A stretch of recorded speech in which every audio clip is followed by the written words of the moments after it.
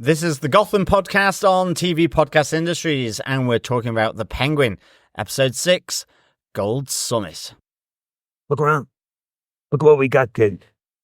The good people of Crown Point, hard at work, right, protecting us. We got the loyalty, and we got the love. You know why? Because we pay them. You know how meaningful that is, Vic? To be the guy in the neighborhood who takes care of people. They're going to tell stories about us one day, kid. You think? Know it. Victor Aguilar. Oswald Cobb. Yeah. Our names are going to live forever.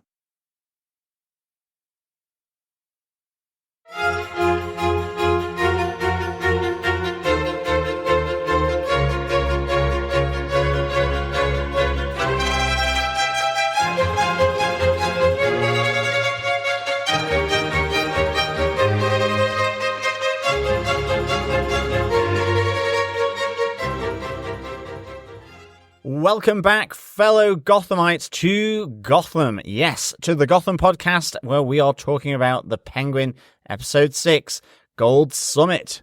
I am one of your waddling hosts, John. I'm your other host, Derek. Welcome back. A little bit later this week because we had a bank holiday in Ireland after our birthday celebrations week. So we took an extra day to recover from that. To recover. And watch all the rivals on Disney+. Yeah, that is true, yes.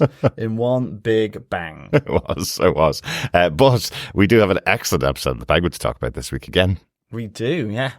Real weaving and dealing, and some genuine worry, nervousness even, as to whether two of the characters will make it out alive. That's a really unnerving kind of scene at the end. It certainly is. Which kind of sent a shiver down my spine, really. Yeah. Brilliantly filmed. Yeah. A nice little surprise there at the end for us. Yeah, it really was. So, yeah, another great episode of The Penguin that we're about to cover. Just before we do get into our spoiler-filled discussion, we will, of course, bring some feedback on Episode 5, but also a big thank you to those of you who have subscribed to us on the podcast already.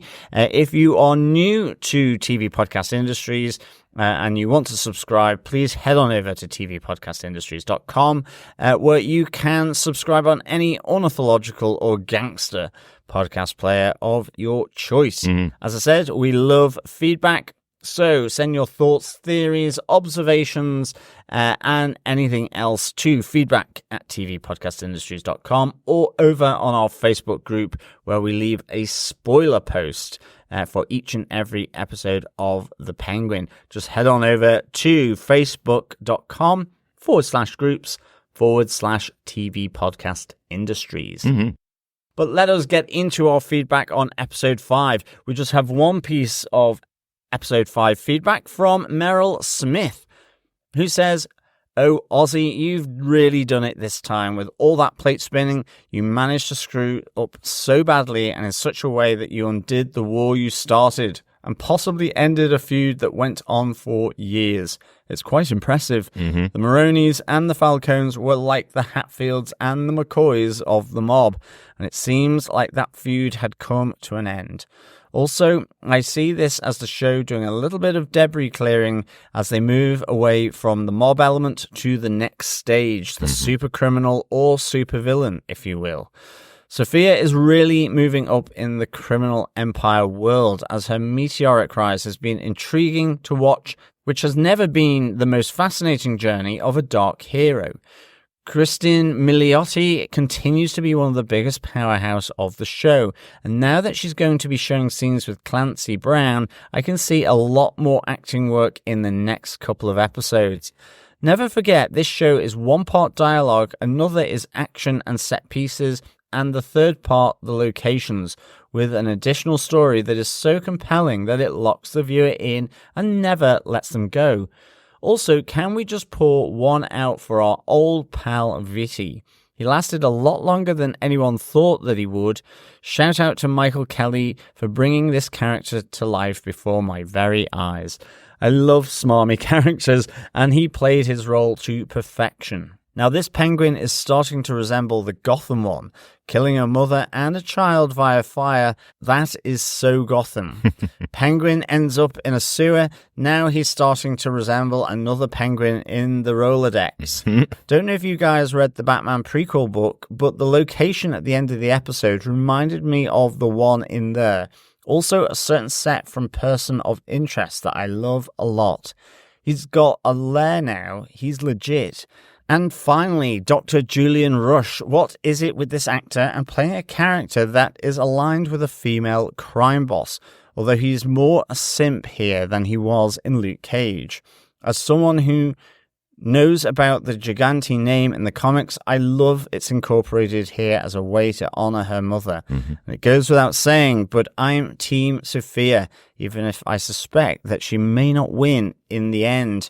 3.5 dead Vitties surrounded by literal blood money, penguins in a sewer, and cold baths of torture out of 5. Thanks so much, Meryl, for the feedback. Yeah, no, I'm so glad you're loving this. And yeah, it is superb. I think I should say Christine Milioti is really, really excellent here. And with Clancy Brown, superb. We get some more of that in episode 6. And it's great to see the two of these sort of rolling off one another. I think I'm still at this moment Team Oz, I guess, of all of them, just because he represents the smaller crime gang. But nonetheless, we know definitely what he becomes. So I guess it'll be interesting to see how it all plays out. And you're right, VT stayed around a lot longer than I thought he was going to. In episode 5, let alone for the series. I'm surprised she didn't knock him off sooner. But such a good way to draw it out. You're like thinking, is she going to keep him around? You know, does she see like some objective positive about him that can override anything that he's said or done to her in the past? Well, exactly. I know she is just like going to take him out. Or did he get through to her with his I couldn't save your mom, maybe I can help you kind of thing, you know? So maybe it was that. Personally, I'm not Team Oz or Team Sofia. I am Team Batman, but I'm really interested in how they're telling this story about the villain in Gotham, because that makes it so much more interesting, and I can't wait for Batman to swoop in and take out the Penguin at some point in the future. So I'm Team Victor, actually. Team Victor? Yeah, at the moment. Okay, he might turn into a dreadful super villain, despite knowing what I know from the end of episode 6 and the precarious situation that he may be in there. I am Team Victor, to be honest.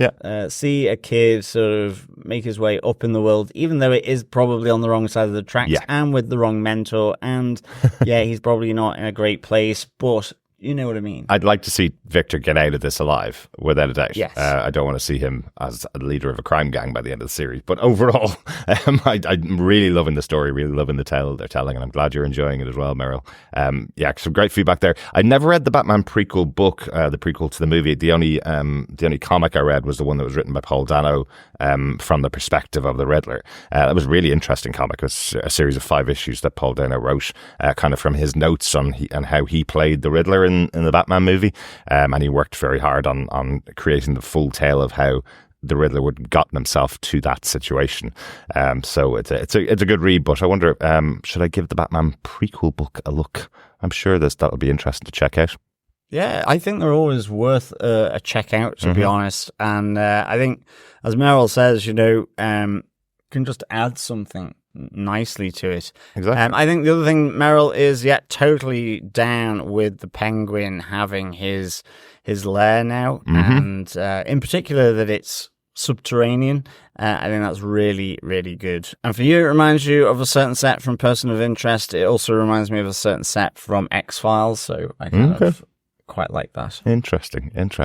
Good stuff. I'm sure we're going to be seeing a lot more of that as we see in episode 6. It's quite heavily featured.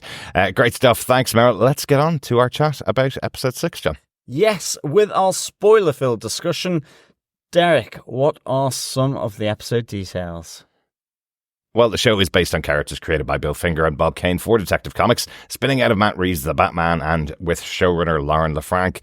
This episode was written by Nick Towne, previously wrote episodes of Preacher and Deadwood, two really, really good shows, and directed this time by Kevin Bray, who's directed loads of great TV over the years, including 2 episodes of Succession, and directed an episode of one of your favourite shows, Jon Snowfall.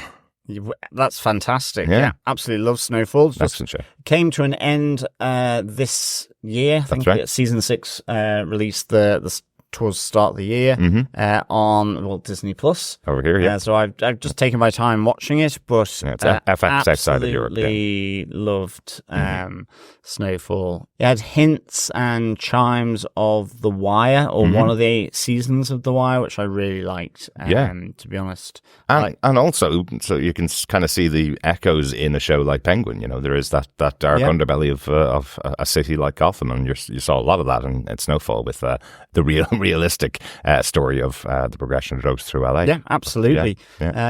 So a great director on board to join a really good writer and a really good show. Also love Succession as well. Absolutely. John, do you want to tell us what they gave us with your synopsis for The Penguin, Episode 6, Gold Summit? Sure. It's winter in Gotham, and in the week since he set up his underground base under the city, Oswald Cobb has been growing his empire significantly. He employed most of Crown Point's residents to reproduce and distribute the drug Bliss throughout the city to as many gangs as will take it. Sofia, Gigante, and Sal Maroni are irritated by the gang's dealings with Oz. They string up 3 members of the Sullivan gang as a warning to the rest to stop dealing with him. Oz makes a decision to give Bliss away for free for one night only to anyone who wants it. This seeds the drug into all the boroughs of Gotham. He sets a meeting with the leaders of the other gangs in the city, calling it the Gold Summit. At the meeting, Oz convinces the gangs to work together against the Gigantes, Maronis, and the upper city elites. Together, they will take back Gotham. Meanwhile, back in Crown Point, Victor is confronted by Squid, an acquaintance and drug dealer, who asks Victor to let him join the operation. But given their past, Victor is reluctant to bring him in. He tries to pay off Squid, but when he threatens to expose Oz's operation, Victor kills him and flees the scene. Also, Oz learns that the Gotham City Council have been redirecting power away from Crown Point to richer neighborhoods, so he threatens a corrupt councilman to return the power back to Crown Point so his mother Frances can feel more comfortable. But Frances's condition deteriorates further, and she forces Oz to promise to kill her if she becomes severely ill. Elsewhere, as Sofia and Sal try to uncover someone close to Oz, Sofia discovers Eve. Visiting the Gotham Red Light District, Sofia finds Eve, initially threatening to kill her to get to Oz. But Eve gives up his location after Sofia reveals Oz was aware that she was framed for the murders of Eve's girls by her father. As power is restored to Crown Point, Oz's flat buzzes into life with music and lights. Frances takes advantage of it, and both her and Victor dance to the music, unaware that Sofia Gigante is looking on from the doorway with a crowbar in hand. Ooh, yeah, tough old ending, that one, definitely. Oh, big time. Yeah. I mean, I know, you can argue, well, they're drug dealers and, but she's an old lady and, Victor's a young guy and Sofia has intent about her. You can really see that in her eyes, but what a sort of menacing, unnerving and precarious sort of ending, certainly for Victor and Oz's mother. Well, this episode, let's see what happens next episode. Yeah. Well, exactly. But yeah, she knows where they are, even if she doesn't do anything about it immediately. Yeah, she's right there in the room, though. Yeah. But let us dive into the case files for Episode 6 of The Penguin. Let's start off with our case note number 1, Oz's new operation. Yeah, this is kind of huge. Like last week, we saw him discovering the underground base and kind of indicating to Victor, wouldn't this be a great place to grow out the mushrooms? He only arrived with 2 buckets. It was just himself and Victor, and here we are. A couple of months later, I think. It's now gone into winter. We kind of get references to that throughout the episode, how cold everybody is in their apartments as the power is not being fed through to them. We see the snow-covered streets of Gotham at times, which is very cool. Some great shots there. But it's now turned into a full-blown operation from just the 2 plants. We now have hundreds of plants, and they're now supplying Bliss all across the city. He seems to have every single person in Crown Point that's living in the area working for him now, all pretending they're working in construction, but working for Oz and delivering the drugs around the city to every gang that'll take them, by the sound of things. Yeah, well, definitely. I love this. I like the opening with the bike coming through the tunnels, just showing that kind of networking underground. Yeah. Throughout Gotham. I love the fact that, it's all massively so much bigger than before, yet, you hear Oswald talking about keeping their mouths shut, and you see that later with Sofia and Sal getting increasingly frustrated. You hear it again also from Victor saying he was almost caught, but he managed to lose them before he went underground. So you have this kind of cat and mouse element, but despite all of that, so there is a threat over this operation. Yeah. But the new operation that sort of develops, as you say, it has gone from strength to strength as they've managed to secretly distribute the drug underground to all these other gangs. I like how it opens up with, with Oz saying, who's got the power? That's what the streets are asking. Down here, we know. It's working. He's keeping it hidden. But it's involving these different gangs and bringing them in on the distribution of Bliss and the selling of it. So we have, I think we certainly know of the Sullivans and the Odessas and all this kind of these different gangs, smaller though than the Maronis and the Falcones ever were. Exactly. They're all the regular gangs that were running the drugs for the Maronis and Falcones, but they have their own operations that Maronis and Falcones are effectively taking money from all the time to protect them almost.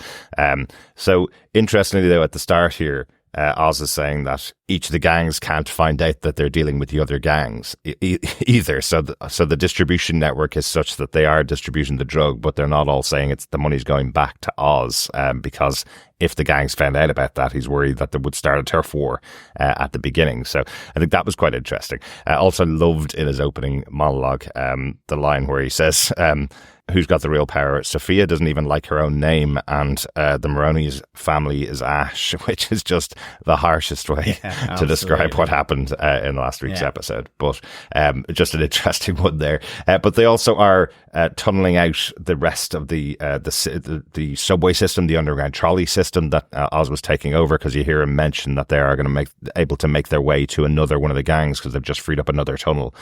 So he's recreating this structure underneath the city. I just think that's a really interesting idea, because we are moving to a position where, as Meryl even said in her feedback, and as we said in our podcast last week, the criminal overlords of Gotham are going to be more difficult to find than walking up to the biggest mansion in town and going, tell me where you got your drug money. That's what's coming in the future. So Oswald building this whole network of tunnels underground, and that being his base, is a really interesting development for the future of where everybody else and all the other supervillains are going to be hiding out in different places across Gotham, which I really like too. Yeah, absolutely. But I mean, it is the kind of beauty of the operation that, the dichotomy of it is that on the one hand, he has to get the product out there, market it and expose it, give it that sort of push. But at the same time, he's got to remain hidden. Yeah. And it's just really, really good. I love that. And I think we can go on to our case note number 2, because the flip side of this equation, in terms of why he needs to stay hidden, certainly because of the smaller gangs, but ultimately because Sofia and Sal do take steps. Yes, they do. Yeah. They become increasingly frustrated that they cannot pin him down. I do really like that Sofia just thinks, well, he likes the limelight. He'll come out eventually. Yeah. But Sal still is grieving, has that bereavement. He's really, you see him being really angry with his frustration because of the need to kind of wrap his hands around Oz's throat. Well, really. exactly, yeah. Sofia is kind of thinking it's a matter of time, but I love that, this is why, despite the growth of Oz's Bliss operation, his further ambition is being thwarted by the two big names in the criminal world, which is the Gigantes and the Maronis, that have merged with him being their central focus as their enemy. Yeah. So I really like that. It's just the way we see Sofia and Sal Maroni discussing it over dinner, and very informally in the kitchen at the former Falcone mansion, and I just like the fact that they just say, well, let's just get the runners, the corner boys, and so they do, and string up three of them with their little pinky cut off as a warning not to buy and sell Bliss from Oz. Not to work with Oz at all. Yeah, I love that Sal Maroni is just calling him a weed, that this is the city of Gotham is their garden, and he's destroying it, basically, and can't be taken out, can't be easily found. So they have to go for a different tactic and attack some members of the gang that they know are dealing with Oz. And another interesting part of the discussion that was there is that almost naively we hear Sofia going, okay, Oz has taken over some of the small businesses and dealt with some of the gangs, but he can't get at the triads because the triads made a deal with me, not him, which calls back to the episode where the deal was made. And Sofia was there saying, they're not here to talk to my driver, they're here to talk to Sofia Falcone back then, Yeah. And Sal Maroni's kind of schooling her, going, they didn't make a deal with you, they made a deal with the person who's selling Bliss. And that's now Oz. So if you're not selling it and they have the money to buy it and they need to distribute drugs, you're out of the equation, basically. Yeah, and that's why then she ratchets it up to say, we need to make it crystal clear that playing with Oz comes at a cost, and so takes down the street runners and the corner boys. Yeah. I do like that we have Oz saying a bit later, sort of derogatorily calling them Mork and Mindy.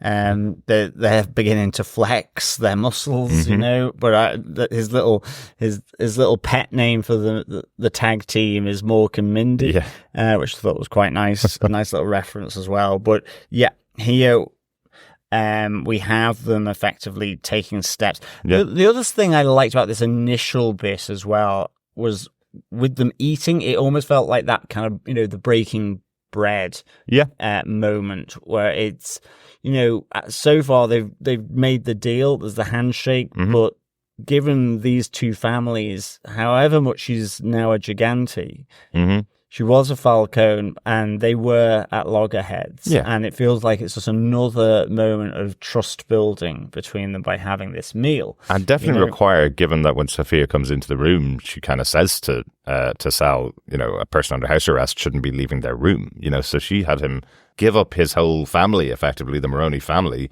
join up with the Gigante family, and then was locking him in a room in the Falcone mansion. It's one step away from imprisonment, really. So the fact that they do sit down, break bread, and discuss, and as you say, everything is reminding Sal Maroni of his family at the moment. He's doing a recipe that his wife taught him, and he's talking about the extra ingredient that his son Taj would have added to it to make it even better. And then he just says, I was learning all of these so I could pass it on as my legacy to my children. And then in that moment is the moment when he's kind of eating the food and reminding himself almost that he doesn't have that legacy anymore. He no longer has a wife and his son's dead as well. So he no longer has any of that, and it's all Oz's fault. That's just the first step they take, though, killing the three members of the Sullivan gang. The next step is actually going to Oz's place to try and find something that connects Oz and somebody that Oz might love so they can leverage them in the way that Oz leveraged the Maroni family. Well, and it comes in part because their whole strategy to pressure sort of the lower level, the corner boys, ends off with Oz taking a countermeasure because he can see the threat. By going after the low runners, doesn't put any of the leaders of the gangs in harm's way. Yeah. They're too scared to go after this merged crime family now. And it means that it cuts off his supply effectively, or it limits it. And so he decides to give Bliss away to counter Sofia and Sal's attempt to strangle that distribution, which then means they have to counter again. And so it comes down to, and I guess it's not even so much a counter, it's something I think Sal, Maroni absolutely wants. You can sense the need here for him to go looking into Oz's life to find a weakness that they can use. Basically, someone that he cares about. And I like both of these two breaking and entering into Oz's apartment and going through, his stuff. I mean, on the one hand, you have a nice little touchback to the fake fire coming on from Sofia, where the music goes on at the same time. That's the tacky part. You see the anger. You see how upset Sal Maroni is. He said he takes everything from me, and he has nothing. In that, he has nothing to care about. I can't take it back. I can't take back from him.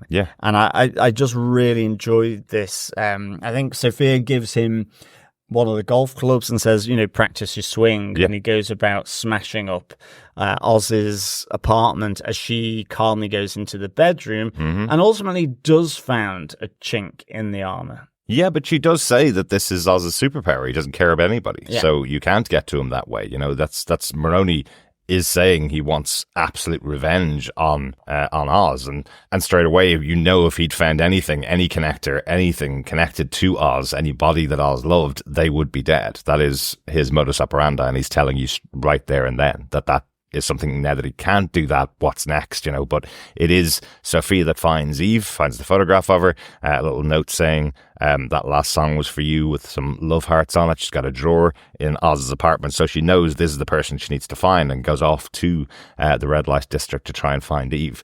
I really like this. Just because the protection that's there for Eve on the streets from everybody around, from all the people that work in this area, really reminded me of Sin City, the ladies' town in Sin City, where this is an area that you can go into and you can get your kicks, you can pay for whatever you want, you're in the red light district, but all of them in there are watching you from the moment you arrive until the moment you leave to make sure you don't hurt anybody in town.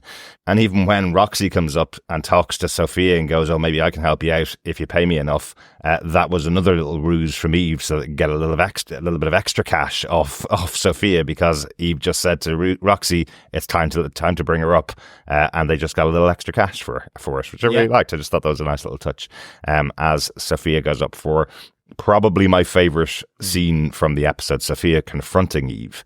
I thought this was just so wonderfully acted. Definitely. And you're seeing two people who've gone through their lives completely mistreated, sidelined, underestimated, and, in Eve's case, expected to be the arm candy for the new crime boss of Gotham that was Oz, and in Sofia's case, expected to be the one that takes the fall for her father's sins when she accused him of it, and her entire family turning on her. So seeing the two of these really strong women, having survived all of those ordeals, being put toe-to-toe against each other, and getting out the other side of it as well is really interesting. Absolutely. I think you're right. This was superbly tense as well, and revelatory. Like, you got the sense that Eve is loyal to a T with Oz, but the revelation that Sofia tells her that he knew that Sofia wasn't the hangman, because I love how it comes to play back to the film again, that it was Eve's girls that were the women being murdered, by Carmine Falcone. But she absolutely thinks it's Sofia on the basis of everything that's been reported, but also being close to Oz Cobb. Exactly. And so I love that the revelation has its impact to the point where she's still having to battle to think about whether she does or she doesn't. But Sofia is literally about to go out the door. Mm-hmm. And Eve tells Sofia, not exactly where Oz is, but he's next to the zoo at Crown Point. Yeah. And that's what Sofia gets in return. Because if she'd killed Eve before, Sofia wasn't going to get anything there. That's right. Even if she'd gone in guns blazing, she wouldn't have gotten anything because she would have never had the opportunity to tell her hangman side of the story. And that is what I thought was so good. What I do specifically like about it is that it does show a bit of restraint from Sofia, some restraint that Oz didn't have back in episode 1. This is Sofia still, while she may be a Gigante and may be coming up as a new gang leader in the city, she's still playing by some of those old rules. She still wants some information out of this. She could have gone in guns blazing because in her mind, the justification for killing Eve is not just because she's Oz's girlfriend or has a connection with Oz or that Oz loves her. Her other justification for it is she was the alibi for Oz's murder of her brother. She knows Eve covered for Oz back then. So she could have killed Eve purely because of that slight and because she provided the cover for Oz that got him away with it. But she doesn't. She allows her to talk. She sits with her. She has a moment. And then she reveals to her that Oz never told you that who the real hangman was, and that then gets Eve back on her side, and she comes out with the information that she needs. Yeah, no, absolutely. Yeah. I mean, that's the thing, the tension, because there's proper kind of punch, counterpunch. This is like a fencing match a bit. I mean, I like the fact that, Eve's got the nous, as you say, to get the money, to get Sofia up there. And you can sense that Sofia would have some kind of respect for that. Yeah. But it's also that, Eve challenges Sofia, and maybe it's what stays her hand. As she said, I've not had the privilege of growing up to be able to think that everything is black and white. I've had to think of greys. That's why, in effect, I said I would be his alibi, even though he didn't tell me why when I agreed to it. Yep. It's also because it's dealing with Oz, it's dealing with you, it's dealing with whoever else. I like that she kind of throws something that, Oz is not that complicated, and he's not just one thing, like you seem to think. Again, to this black and white dichotomy. He's a liar, a narcissist, a killer. That he's all of these things. He's not just one or the other. And I just like how this kind of, as you say, just flows through. And I mean, in a sense, you do get that sense that Eve is, when Sofia says, well, you were his alibi for Alberto. You knew that Alberto had been killed. And she kind of retorts, but, well, are you or are you not the hangman now? What are you going to do? Yeah. You're going to shoot me here like the hangman would do, like that murderer, or are you not? It's really great stuff. Absolutely. Excellent moments in here. And that's what leads Sofia to Oz's apartment at the end of the episode. That tip-off that she gets from Eve. I think we can move away from Sofia for a minute. Yes, I think so. And on to our case note number 3, the Gold Summit. It's kind of a small point, but it's a big moment. It even moment. gives the episode its title. It's a huge moment. It's a small point, though, because the real center of it is that Oz gathers together the heads of every single crime gang other than the Gigantes and Maronis together for a discussion. And Oz is at the center of it. He says to them all, the Gigantes and the Falcones and the Maronis have all just been looking for your territory, looking for your money. They wrap you up, they take your territory, and it becomes theirs. But the most wanted on all of their list is me. And if we all join together, if all of us become a new alliance, we can absolutely take on them. If you work with the ones that hate each other the most, it'll become a complete surprise to the Gigantes and the Maronis, and we will be able to survive them. Yeah, absolutely. And this is small but mighty. Yeah. Yes, it's not particularly long, but it's a scene that brings all the other crime gangs together to be pitched a new way forward. that doesn't involve the two crime families, but more importantly than that, the higher elites in Gotham running the show.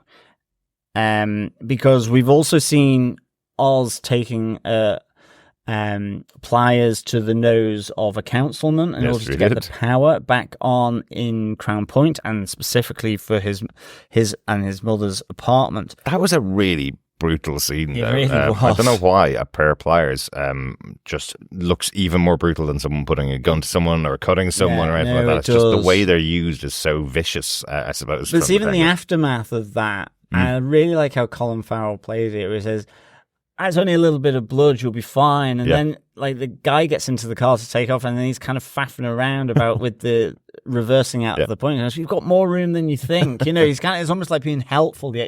Like 5 seconds earlier, he had the pliers ready to pull off his nose effectively. So I kind of really like that. But I mean, you know, it's to the point that it's not just the Maronis and the Gigantes / Falcones. It's also the city elite, the councilmen, the judges that also get a benefit from running the city. Like we heard that all the power has been diverted to the richer neighborhoods, not to the poor neighborhoods. And so this Gold Summit does involve crime, but it starts to aim and take aim at the city's foundations, because Oz Cobb is very good at bribing and manipulating the city, whether it's in the mayor's office, the courts, or the GCPD. So I really liked this pitch. And I liked his challenge to, like, I think it's the head of the Sullivan gang, you know, who's kind of saying, but it was my guys that were strung up as a message. And Oz just goes back to him, well, why aren't you after the Maronis and the Gigantes? They did it. Why are you coming for me? Because they keep you in this low position through fear. They ignore you. I'm offering that we'll have each other's backs. You know, I like the fact that the triad is still sort of wavering. I actually did think that his second in command, his underboss, was going to shoot him because he was going to be taking too long. Thought he was going to do take over the can, which he doesn't. But I love the whole can of the can going as the non-verbal agreement. I thought that was really, really good because he strolls on up and just starts throwing out cans of beer. To which one of the gang leaders says, what's this about? You know, what are you doing? I think as well, there's a bit of the narcissist element that Eve talks about here, even though it might be actually covering some truthful elements here where, you know, Oswald is confessing to killing Alberto, taking the Bliss for his own ends, effectively, because that's where the distrust from the triad leader is still coming, you know, from. But he's basically saying, you know, he hustled. He's making the pitch of, I'm the same as you. I'm a hustler. Yes, I did all these things.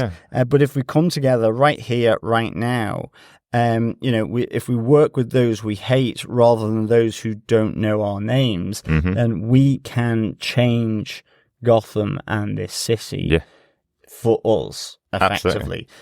He does also take credit for the murder of the Maronis as well, for setting them on fire, and says this in front of all the gang leaders, you know. So he's telling them how brutal he is, and he's telling them the things that he's done. But that is the kind of big thing that ties Oswald Cobblepot in with all of this is they will know your name. It's a very Godfather thing, a very mafia thing.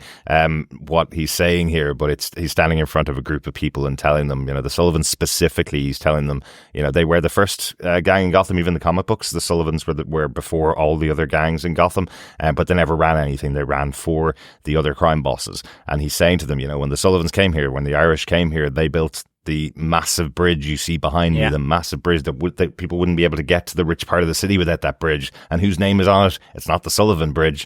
You know, it is the rich people that are naming the bridges in the city, and your names are being forgotten. So he had said that earlier on with Victor. He'd said, our names will live in infamy. People will tell stories about Oswald Cobb and Victor Aguilar.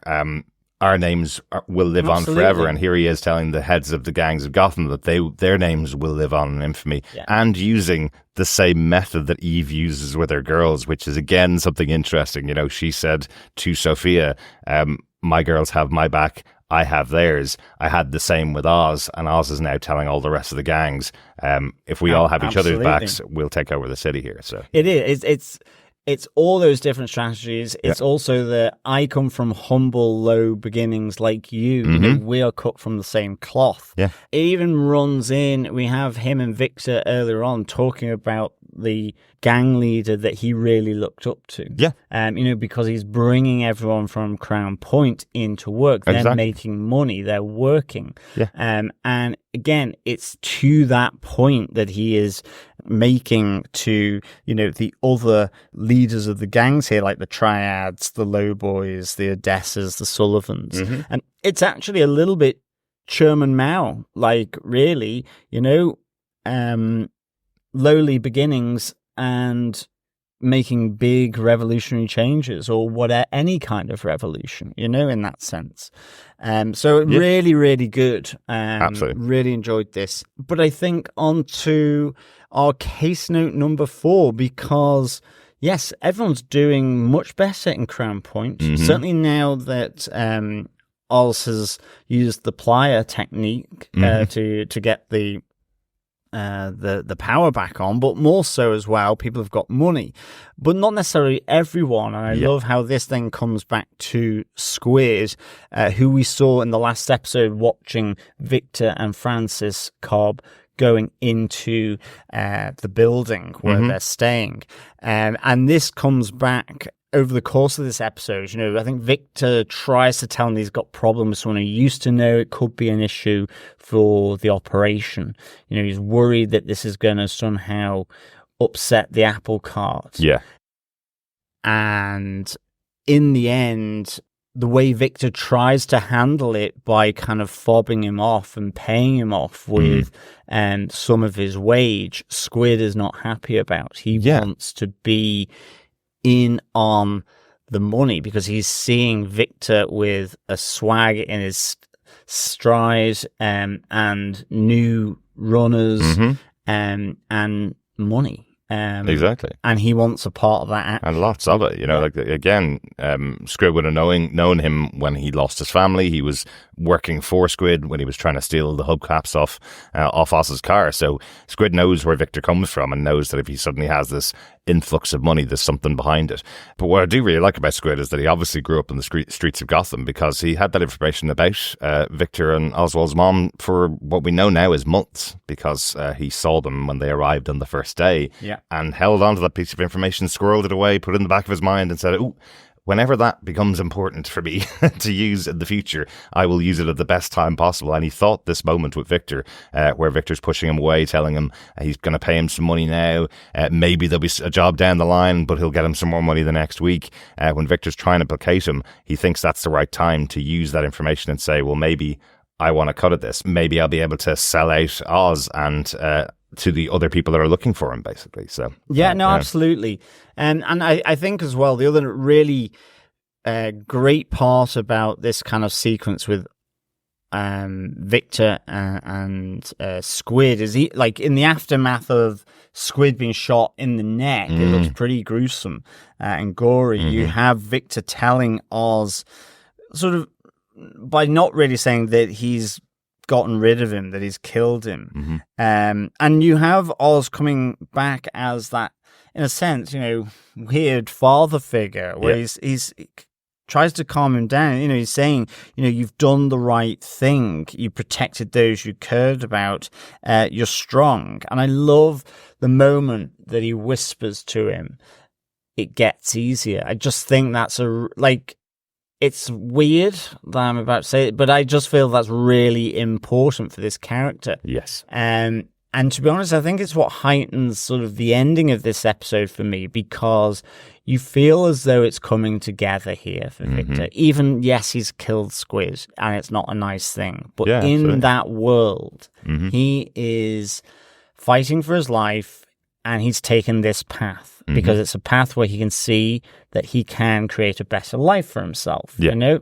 And Squid endangered that, and so he's fought. He's shot him, you know, and then you have him being kind of just centered again by Oz. You know, did you get away clean? Get those clothes off. Yeah. Make the changes. Get them disposed of those clothes and get a good night's sleep, and we're ready for you tomorrow. He is, and you're staying at home because your mind's elsewhere, so you're not coming to the gang meet with me. Yeah, you go home, look after my mother. But I just thought that whole scene was great, and I just think cherry on top for me was just the way you have Oz Cobb leaning in, giving him that reassuring hug, but just saying in a whisper, "It gets easier." Yeah. Because he's been there. Well, exactly. You know, the two things about Victor really are that the last positive influence he had in his life got on a bus and left the city, and he let her go. That's one of the most important things about what's happening with Victor here. And the second thing that I do want to know about, though, is Oz says to him, "Did you get away clean?" Did he get away clean? Because it looked like he fled the scene to me. He shot him and ran away from the scene. Now, we know the GCPD aren't really that great in this version of Gotham. They're not people that hunt down killers. They usually just try and get a couple more kickbacks. But also potentially not in Crown Point. Yeah, either. But leaving the body of Squid on the street, you know, where it was they met, and they met in a bit of a weird location, a kind of a hidden location. But did Victor get away clean? Will somebody find and connect the death of Squid with Victor? Will he be found out for his first murder, or has he got way bigger things in his mind other than that body being found? Absolutely. I mean, and I think interestingly though, it just foreshadows what's about to come, which is Oz actually hasn't gotten away clean either, because you have Mama Gigante stalking around Crown Point. Absolutely.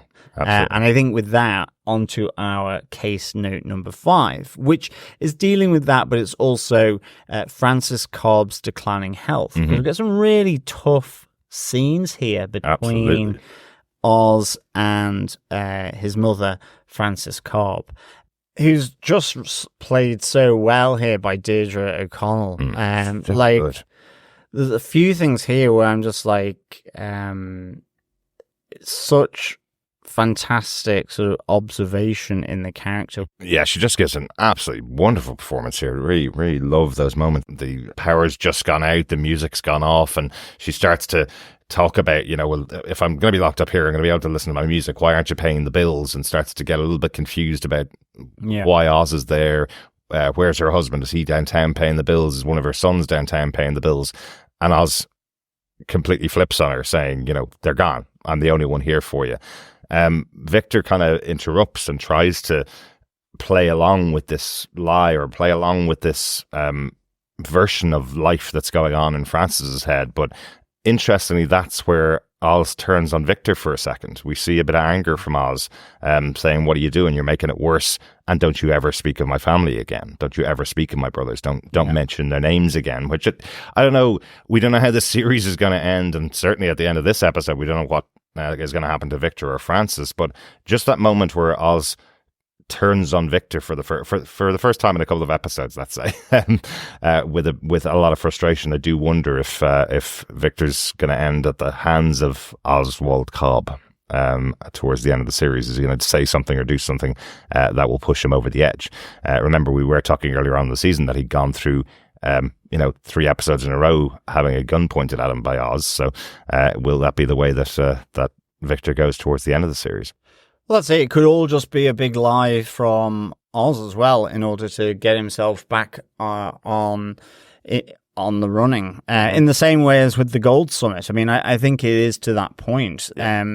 You have Sofia and Sal's take saying he doesn't care about anything or anyone, and clearly we see him caring about his mother, and potentially Victor. The question is, are they genuine? Is it something that he's hiding or covering up with his mother, or is it just some some kind of using of Victor that we don't know about. So, like, we don't know. I mean, we're assuming that him giving Victor responsibility to look after his mother, which you think he clearly does care about from all of this, means that he cares about Victor, and the same with those moments. So we don't know. It could all just be a ruse, for sure. But again, the other side of this is where we see her in a cold bath, don't know for how long, and Oz finds her. Yeah. And in the end, I mean, it's quite a touching scene, I think, but it ends off with her saying, you know, if I get any worse, then you need to kill me. I don't want to be one of these broads who, you know, doesn't know where they are, doesn't know what they're doing. Yeah. If I ever get like that, you know, promise me that you'll kill me. Yeah. And she says he's like saying, no, I can't, I won't. That's not natural to do. Yeah. But in the end, sort of agrees to her wishes, because she says, well, if you really loved me, you would do that. And then you have this quite tender moment of him applying her makeup to make her look really pretty. So, like, some of this is really, really tough, I think, and really sort of quite deep. And the observations, the character observations of this I think are really quite good. Absolutely. To be honest. Yeah, it's so tough to watch. Just, you know, again, Francis Cobb saying, you know, I don't want to have just that enough left of my mind to know how everything has fallen apart. I want you to be the one to kill me. It's your responsibility. You're my son. It's really tough, you know. It's a really, really tough watch, but excellently performed by Deirdre O'Connell. Really loved it, and again, that moment where she's all dressed up and ready to go to the ball, where Oswald makes her feel good about herself again, you know, as she gets all dolled up by him. I think it's very cool. Yeah.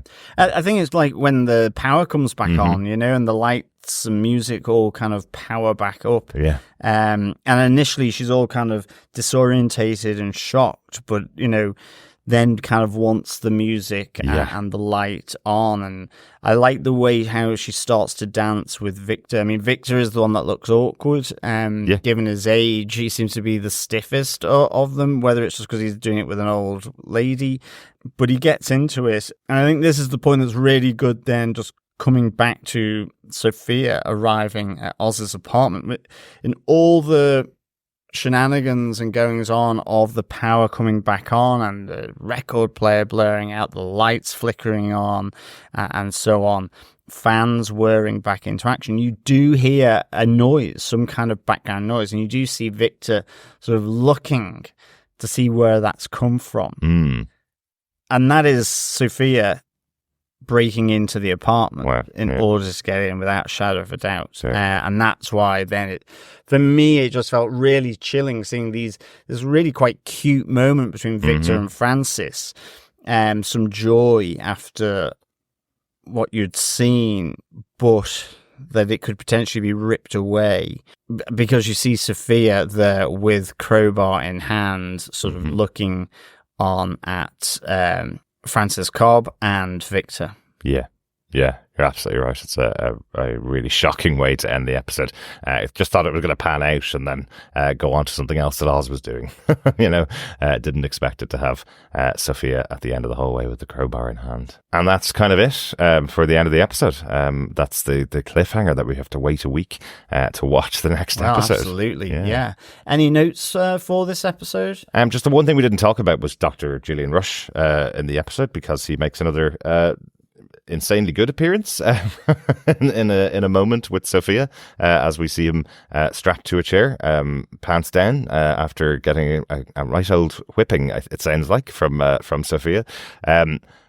She even says to him, you know, are you okay? Are you hurt? And he goes, well, if I am hurt, I deserved it for what I did to you. You know, so he's still on his knees, still begging for forgiveness from Sofia, who doesn't really seem to care that much at this stage. No, he seems to have a bigger bee in his bonnet than she does, to be honest. Yeah.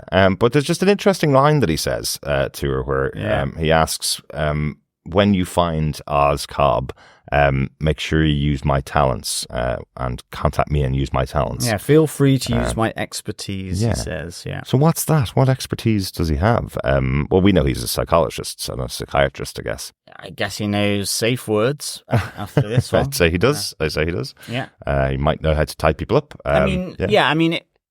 And at least intuitively, it's that he's a psychologist. He can use him to sort of maybe interrogate him, or he's got access to various chemicals or whatever that may prove useful. Maybe, yeah, that could be an interesting idea. Could be. Yes, psychotropic gas, I guess, that would show images of their past and fear. Hanging on that same kind of thing. Maybe it's on similar kind of plane as that, maybe. Yeah, but just a very interesting scene with them. So I do want to see more of Theo Rossi later on in the season. We've only seen little bits of him throughout the season, so I'm hoping we're going to see more of him later on in the season. Yeah, no, the only other note I have is probably an observation, and you mentioned it about when Oz says to himself and Victor, he says, our names will go down in history across Gotham, as he does say Victor Aguilar and Oz Cobb. And it's just the expression he has after he says Oz Cobb. He realizes that it's not got the ring to it. Interesting. Right. It just felt that was the kind of expression. Right. That he was like, maybe that doesn't sound quite as good as, it should do. Interesting. So we think, he actually calls himself Oswald Cobb here as well. So do you think he might be adding on the Cobble pot? Well, I wonder if the name might get longer, but you never know. I mean, it could just, it might be nothing, or it could be something. He might just add back in the name. Maybe for all the comic books that'll be written about his adventures in Gotham. Anyway, overall, John, how would you rate this episode of The Penguin? Another corker for me. I'd give this 5 Squid Games out of 5. I just really, really enjoyed seeing this sort of time jump. I love all the relationships here, and in particular, I think sort of seeing this new on-screen pairing, however brief it might be, of Eve and Sofia. It was really, really good. Yeah. But I mean, this cast is phenomenal. I mean, from Victor, Francis, and Oz to Oz's kind of pitch to the other gangs, to Sofia and Sal. Everything is really, really firing on all cylinders. Absolutely. And I'm just getting pulled into this. It's not one thing that I can say, I love the action here, or I love this scene here. I'm just liking the whole story. All of it's working for me. Multiple levels, in the moment, being worried about characters that I shouldn't be, because hoping that they survive, real sort of getting buy-in here. So absolutely love what they're doing here in the Penguin series. I would give this 5 Squid Games out of 5. Fantastic. Yeah, love it. Really, really enjoying the show. Let's go on to the Iceberg Lounge for our next quiz question, John. Yes. Fellow quizzers, fellow Gothamites, it is question 6 of our Iceberg Lounge quiz. And here we go. What is the dish that Sal Maroni cooks for Sofia Gigante? And for an extra point, what did Sal Maroni's son add to it to make it better? Very good. I have a feeling you might need the subtitles on for this one. I know we did to get the spelling. John, do you want to give that question one more time? Yes. What is the dish that Sal Maroni cooks for Sofia Gigante? And what did his son Taj add to it to make it better? Fantastic. That's question 6 of 8. Gather together all the correct answers and email us at the end of the season to feedback at tvpodcastindustries.com with your correct answers, and you could be in with a chance of getting your hands on some Penguin goodies. That's also where you email us with your feedback for the show at that address, or pop on over to our Facebook group at facebook.com/groups/TV Podcast Industries, where you can share your thoughts on each of the episodes as they come out. Yes, but shall we move on to our criminal comms feedback section for episode 6? First up, we have an email from Coffee and Vodka who says, "Greetings, fellow blissfully united defenders. So Oz might be paying blood for blood with his past sins, but that kind of doesn't bother me. With 2 teams and 3 complicated but decidedly bad guys, I honestly don't have a horse in this race. Sal's begrudging recognition of Oswald's power is as entertaining to see as Sofia's dogged detecting. And watching their game of dominoes, from warnings to free demand-creating drugs to an intergang alliance, was solidly and organically interesting. Oz's solution to not being a wimp and bringing power to the masses, but mostly his mother, was about as direct as you'd expect, but still creative in his choice of tools for the job. But it all comes down to a happy dance to a nice song in an apartment with a revenge-hungry Sofia waiting in the wings. We need next week now. 5 squibbled squids, Leathermen embraces, and power moves out of 5. Peace and take care. Coffee and Vodka." P.S. Julian's rather strong Scarecrow hint did not go unnoticed, but is something for a season 2 if we get one. Oh, very good, Coffee and Vodka. So that could be why, could be the words of Dr. Julian Rush, that he could be Scarecrow. Maybe he's Scarecrow in the Batman 2 movie. We don't know much about Batman 2 at all yet. So maybe the reason why we see Julian on his own quite a lot is it might have been a late-minute addition to the show. So we see Thea Rossi kind of being added in around the edges. Yeah, so maybe. that when it gets to Batman 2, he can come to the forefront as a new Scarecrow. That'd be interesting. Yeah, I think certainly there's a good hint there, as Coffee and Vodka has noticed as well. Yeah, and I mean, absolutely, completely with you. I think that ending absolutely ties this episode in a fantastic little bow, and with a cherry on top. It just really is, and screams, next week, please. Absolutely, yeah, for absolutely. Sure. So, yeah, thanks very much, Coffee and Vodka. Thanks, Coffee and Vodka. We also got an email in from Meryl Smith on this episode who says, "Welcome, fellow families of Team Penguin and Team Gigante Maroni. Another good episode of The Tank. Something of note that stuck out to me was the mention of the Low Boys, which I remembered from Gotham. Although I didn't know they were from the comics, I thought it was an original group created for that show. I love when some obscure comic stuff can still surprise me. Also, it looks like Sofia and Julian finally had a therapy session, and then she immediately goes and talks with her new father figure, Sal Maroni. Probably an upgrade, all things concerned. It's 7 degrees of messed up in almost every scene that she's in. I love every second that Kristen Milioti is on screen. My favourite scene is probably the one with Sofia and Eve, which managed to go from a shark circling her prey to 2 people connecting to their place in the world of Gotham and how they relate. Now I really want to see her interaction with Selena Kyle. Loved all the Oz and Francis stuff, perfect Shakespearean tragedy, and I think he might end up being the one to kill her, euthanization style. If Sofia doesn't beat him to the punch, that is. Victor really is in the thick of it now. I love everything with him and Oz and Francis as well. What a unique makeshift family unit they've become. Looks like Penguin finally landed a speech that works, although it's one that I've heard before, and let's not forget that ending. Victor really sucks at doing security. Can't wait to see where we go from here. 3.5 Jason Todd references via my nemesis Crowbarcon. Squids sleeping with the fishes, and you want to know how I got these scars? Therapy sessions out of 5. Very good. I like that. Yes, so Julian covered in scars after his therapy session with Sofia. Thanks so much, Meryl. Absolutely with you on everything you've said there. I think in particular the unique makeshift family that is Oz, Victor, and Francis. There's, I don't know, something really kind of positive about it. And I mean, you know, that's in a, I guess, as like Coffee and Vodka said, that's in a show where technically you shouldn't have a horse in the race here. They're all potentially varying degrees of despicable.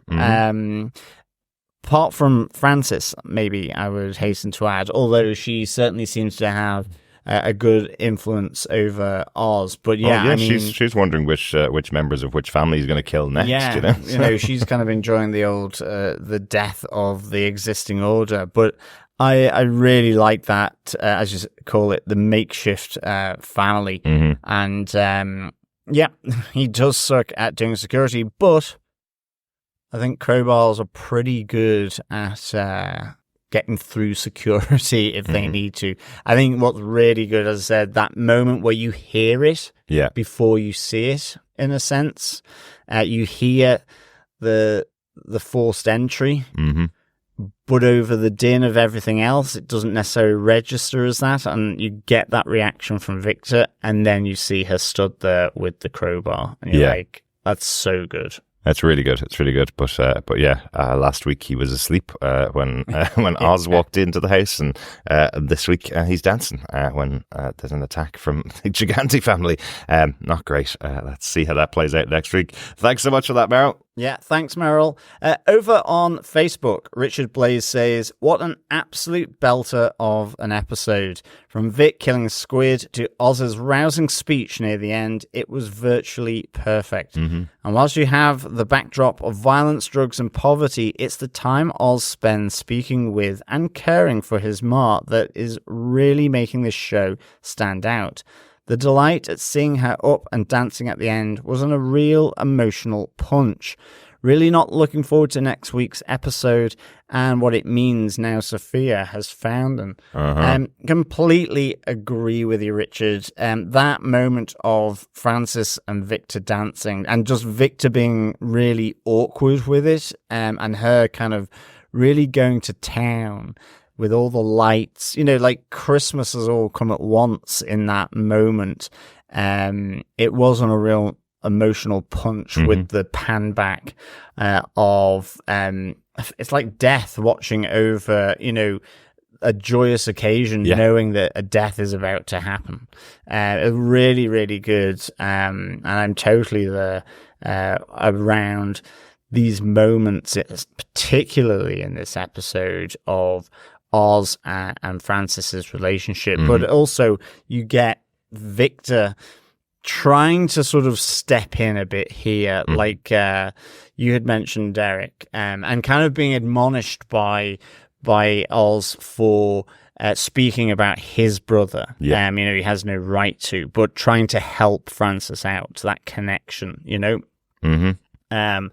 good stuff, Richard. Absolutely. Thanks, Richard. Also, we got some feedback in from Becky Anderson again about this family dynamic being the most important part of this episode. Becky says, the moments between Oz and his mom were heartbreaking. Hard to see a loved one disappearing like that, but I love how loving and tender Oz was with her. Incredible acting by both. Vic is all the way in now. No coming back from taking someone's life. Oz was brilliant selling the cruise on working with him. The devil you know versus the devil you don't.